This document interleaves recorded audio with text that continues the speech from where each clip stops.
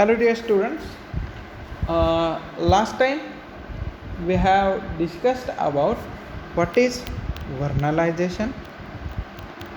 Vernalization का mechanism देखा था हम लोगों ने. In today's lecture we are going to discuss about significance.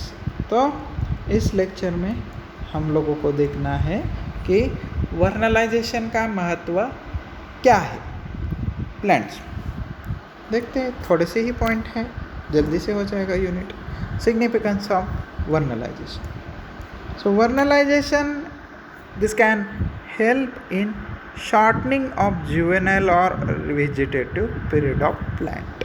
तो जो कोई वेजिटेटिव ग्रोथ होता है, प्लांट के लाइफ में दो ग्रोथ पीरियड्स होते हैं. एक होता है वेजिटेटिव ग्रोथ और दूसरा होता है रिप्रोडक्टिव ग्रोथ. तो वेजिटेटिव ग्रोथ के दौरान बॉडी का ग्रोथ होता है प्लांट के, और रिप्रोडक्टिव ग्रोथ जब चालू होती है तो फ्लावर का प्रोडक्शन होता है. वर्नलाइजेशन से हमारा मतलब किससे है? To flower.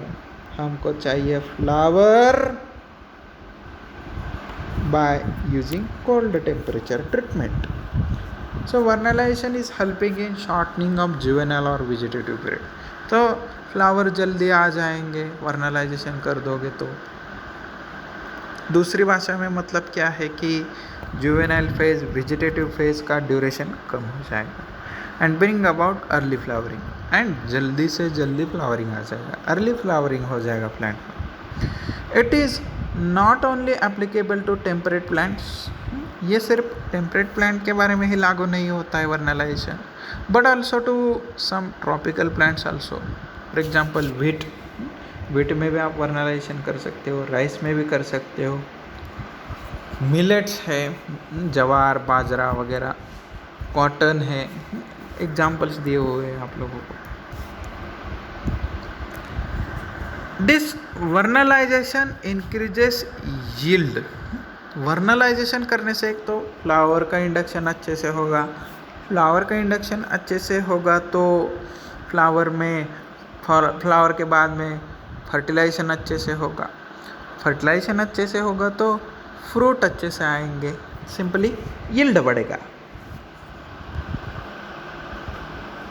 So yield of the crop plant is increase. एक तो यील्ड तो बढ़ेगा ही, रेजिस्टेंस भी बढ़ेगा, resistance to cold and diseases. तो हम लोग कोल्ड को उसको एक्सपोज कर रहे हैं, प्लांट अच्छे से रिस्पॉन्स देता है तो उसमें रेजिस्टेंस के मॉलिक्यूल तैयार होते हैं. So resistance to cold and also other diseases is also conferred by vernalization. Kernel wrinkles of triticale. जो व्हीट और उसके जैसे जो प्लांट्स हैं उसमें कर्नल व्रिंकल्स जो होती है, व्हीट के कर्नल्स जो होती है, सीड कोट की तरह जो स्ट्रक्चर होता है ऊपर, तो उसके ऊपर जो व्रिंकल्स होते हैं, इन मराठी जैसे सुरकुत्या पट्टे. So kernel wrinkles of triticale. Triticale एक ऑर्डर है, व्हीट वाले प्लांट्स आते हैं इसमें. So that can be remove by vernalization. तो कर्नल में जो सीड कोट जो होगा उसमें अगर व्रिंकल्स है तो वो उसको ओवरकम किया जा सकता है.